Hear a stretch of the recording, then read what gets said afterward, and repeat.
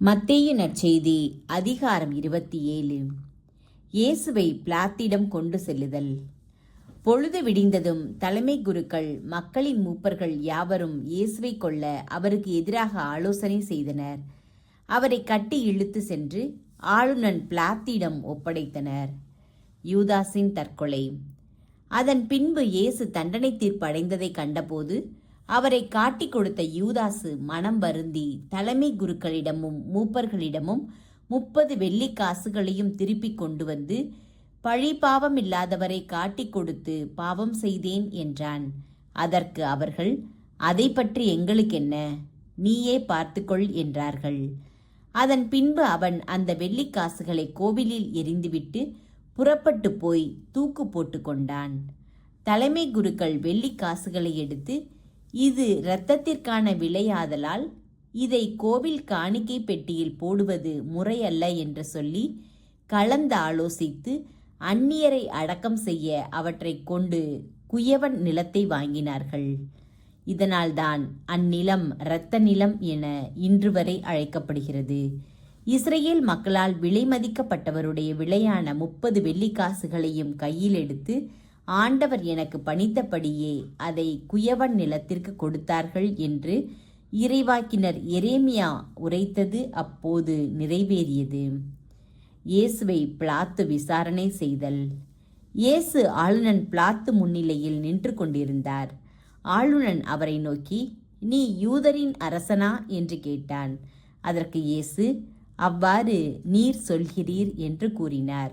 மேலும் தலைமை குருக்களும் மூப்பர்களும் அவர் மீது குற்றம் சுமத்திய போது அவர் மறுமொழி எதுவும் கூறவில்லை.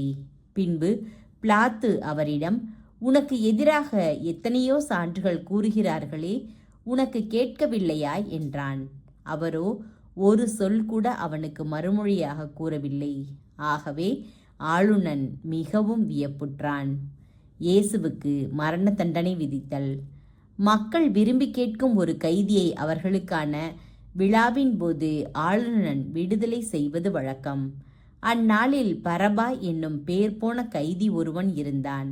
மக்கள் ஒன்று கூடி வந்திருந்த போது பிலாத்து அவர்களிடம், நான் யாரை விடுதலை செய்ய வேண்டும் என விரும்புகிறீர்கள், பரபாவையா அல்லது மெசியா என்னும் இயேசுவையா என்று கேட்டான். ஏனெனில் அவர்கள் பொறாமையால் தான் இயேசுவை தன்னிடம் ஒப்புவித்திருக்கிறார்கள் என்பது அவனுக்கு தெரியும். பிலாத்து நடுவர் இருக்கையில் அமர்ந்திருந்த பொழுது அவனுடைய மனைவி அவனிடம் ஆள் அனுப்பி, அந்த நேர்மையாளரின் வழக்கில் நீர் தலையிட வேண்டாம், ஏனெனில் அவர் பொருட்டு இன்று கனவில் மிகவும் துன்புற்றேன் என்று கூறினார். ஆனால் தலைமை குருக்களும் மூப்பர்களும் பரபாவை விடுதலை செய்ய கேட்கவும் இயேசுவை தீர்த்து கட்டவும் கூட்டத்தினரை தூண்டிவிட்டார்கள். ஆளுநன் அவர்களை பார்த்து, இவ்விருவரில் யாரை விடுதலை செய்ய வேண்டும், உங்கள் விருப்பம் என்ன என கேட்டான். அதற்கு அவர்கள் பரபாவை என்றார்கள். பிலாத்து அவர்களிடம், அப்படியானால் மெசியா என்னும் இயேசுவை நான் என்ன செய்ய வேண்டும் என்று கேட்டான். அனைவரும் சிலுவையில் அறையும் என்று பதிலளித்தனர். அதற்கு அவன், இவன் செய்த குற்றம் என்ன என்று கேட்டான். அவர்களோ சிலுவையில் அறையும் என்று இன்னும் உரக்க கத்தினார்கள். பிலாத்து தன் முயற்சியால் பயனேதும் ஏற்படவில்லை. மாறாக கலகமே உருவாகிறது என்று கண்டு கூட்டத்தினரின் முன்னிலையில் தண்ணீரை எடுத்து, இவனது இரத்தப் பழியில் எனக்கு பங்கில்லை, நீங்களே பார்த்து கொள்ளுங்கள் என்று கூறி தன் கைகளை கழுவினான். அதற்கு மக்கள் அனைவரும், இவனுடைய இரத்தப் பழி எங்கள் மேலும் எங்கள் பிள்ளைகள் மேலும் விழட்டும் என்று பதில் கூறினர். அப்போது அவர் பரபாவை அவர்கள் விருப்பத்திற்கிணங்க விடுதலை செய்தான். இயேசுவை கசையால் அடித்து சிலுவையில் அறையுமாறு ஒப்புவித்தான். படைவீரர்கள் இயேசுவை ஏளனம் செய்தல். ஆளுநனின் படைவீரர் இயேசுவை ஆளுநன் மாளிகைக்கு கூட்டி சென்று அங்கிருந்த படை பிரிவினர் அனைவரையும் அவர் முன் ஒன்று கூட்டினர். அவருடைய ஆடைகளை உரிந்து கரும் சிவப்பு நிறமுள்ள தளர் அங்கியை அவருக்கு அணிவித்தனர்.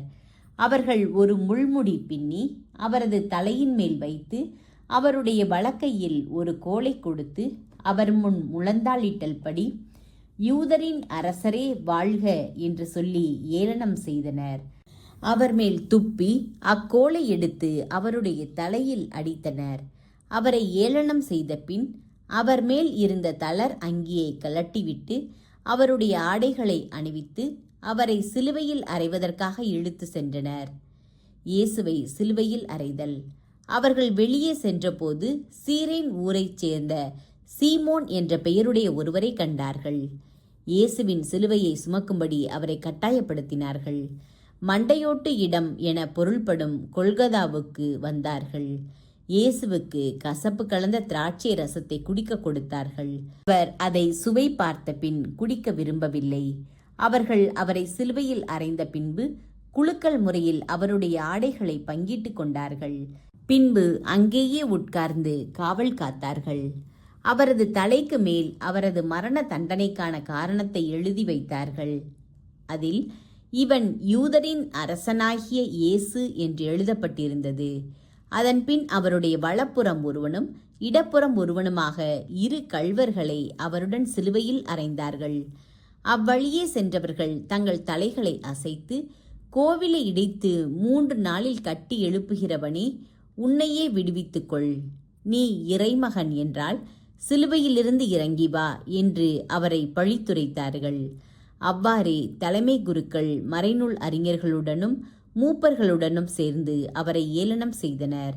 அவர்கள், பிறரை விடுவித்தான், தன்னையே விடுவிக்க இயலவில்லை. இவன் இஸ்ரேலுக்கு அரசனாம். இப்பொழுது சிலுவையிலிருந்து இறங்கி வரட்டும். அப்பொழுது நாங்கள் இவனை நம்புவோம். கடவுளிடம் இவன் உறுதியான நம்பிக்கை கொண்டிருந்தானாம். அவர் விரும்பினால் இப்போது இவனை விடுவிக்கட்டும். நான் இறைமகன் என்றானே என்று கூறினார்கள். அவ்வாறே அவரோடு சிலுவையில் அறையப்பட்டிருந்த கள்வர்களும் அவரை இகழ்ந்தார்கள். இயேசு உயிர் விடுதல். நண்பகல் 12 மணி முதல் பிற்பகல் 3 மணி வரை நாடு முழுவதும் இருள் உண்டாயிற்று. 3 மணியளவில் இயேசு, ஏலி ஏலி லெமா சபத்தானி, அதாவது என் இறைவா என் இறைவா ஏன் என்னை கைவிட்டீர் என்று உரத்த குரலில் கத்தினார். அங்கே நின்று கொண்டிருந்தவர்களுள் சிலர் அதை கேட்டு, இவன் எலியாவை கூப்பிடுகிறான் என்றனர். உடனே அவர்களுள் ஒருவர் ஓடி சென்று கடற்பஞ்சை எடுத்து புளித்த திராட்சை ரசத்தில் தோய்த்து அதை கோலில் மாட்டி அவருக்கு குடிக்க கொடுத்தார். மற்றவர்களோ, பொறு, எலியா வந்து அவனை விடுவிப்பாரா என்று பார்ப்போம் என்றார்கள். இயேசு மீண்டும் உரத்த குரலில் கத்தி உயிர் விட்டார். அதே நேரத்தில் திருக்கோவிலின் திரை மேலிருந்து கீழ்வரை 2ஆக கிழிந்தது. நிலம் நடுங்கியது. பாறைகள் பிளந்தன. கல்லறைகள் திறந்தன. இறந்த இறைமக்கள் பலரின் உடல்கள் உயிருடன் எழுப்பப்பட்டன. இயேசுவின் உயிர் தெழுதலுக்கு பின்பு இவர்கள் கல்லறையிலிருந்து வெளியே வந்து எருசலேம் திருநகரத்திற்கு சென்று பலருக்கு தோன்றினார்கள். 100 தலைவரும் அவரோடு இயேசுவை காவல் காத்தவர்களும் நிலநடுக்கத்தையும் நிகழ்ந்த யாவற்றையும் கண்டு மிகவும் அஞ்சி, இவர் உண்மையாகவே இறைமகன் என்றார்கள்.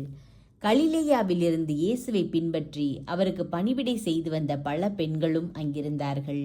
அவர்கள் தொலையில் நின்று உற்று நோக்கி கொண்டிருந்தார்கள். அவர்களிடையே மகதலா மரியாவும் யாக்கோபு யோசேப்பு ஆகியோரின் தாய் மரியாவும் செபதேயுவின் மக்களுடைய தாயும் இருந்தார்கள். இயேசுவின் அடக்கம். மாலை வேளையானதும் அரிமத்தியா ஊரை சேர்ந்த யோசேப்பு என்னும் பெயர் கொண்ட செல்வர் ஒருவர் அங்கே வந்தார். அவரும் இயேசுவுக்கு சீடராய் இருந்தார். பின்பு பிலாத்திடம் போய் இயேசுவின் உடலை கேட்டார். பிலாத்தும் அதை கொடுத்துவிட கட்டளையிட்டான். யோசேப்பு அவ்வுடலை பெற்று தூய்மையான மெல்லிய துணியால் சுற்றி தமக்கென பாறையில் வெட்டியிருந்த புதிய கல்லறையில் கொண்டு போய் வைத்தார். அதன் வாயிலில் ஒரு பெருங்கல்லை உருட்டி வைத்துவிட்டு போனார். அப்பொழுது மகதலா மரியாவும் வேறொரு மரியாவும் அங்கே கல்லறைக்கு எதிரே உட்கார்ந்திருந்தனர். கல்லறைக்கு காவல். மறுநாள், அதாவது ஆயத்த நாளுக்கு அடுத்த நாள், தலைமை குருக்களும் பரிசேயர்களும் பிலாத்திடம் கூடி வந்தார்கள். அவர்கள், ஐயா, அந்த எத்தன் உயிருடன் இருந்த பொழுது 3 நாள்களுக்கு பின்பு நான் உயிருடன் எழுப்பப்படுவேன் என்று சொன்னது எங்களுக்கு நினைவில் இருக்கிறது. ஆகையால் 3 நாள் வரை கல்லறையை கருத்தாய் காவல் செய்ய கட்டளையிடும். இல்லையெனில் அவருடைய சீடர்கள் ஒருவேளை வந்து அவன் உடலை திருடி சென்றுவிட்டு இறந்த அவர் உயிருடன் எழுப்பப்பட்டார் என்று மக்களிடம் சொல்ல நேரிடும். அப்பொழுது முந்தின ஏமாற்று வேலையை விட பிந்தினது மிகுந்த கேடு விளைவிக்கும் என்றனர். அதற்கு பிலாத்து அவர்களிடம், உங்களிடம் காவல் வீரர்கள் இருக்கிறார்கள், நீங்களே போய் உங்களுக்கு தெரிந்தபடி கருத்தாய் காவல் செய்யுங்கள் என்றார். அவர்கள் போய் கல்லறையை மூடியிருந்த கல்லுக்கு முத்திரையிட்டு காவல் வீரரை கொண்டு கருத்தாய் காவல் செய்ய ஏற்பாடு செய்தார்கள்.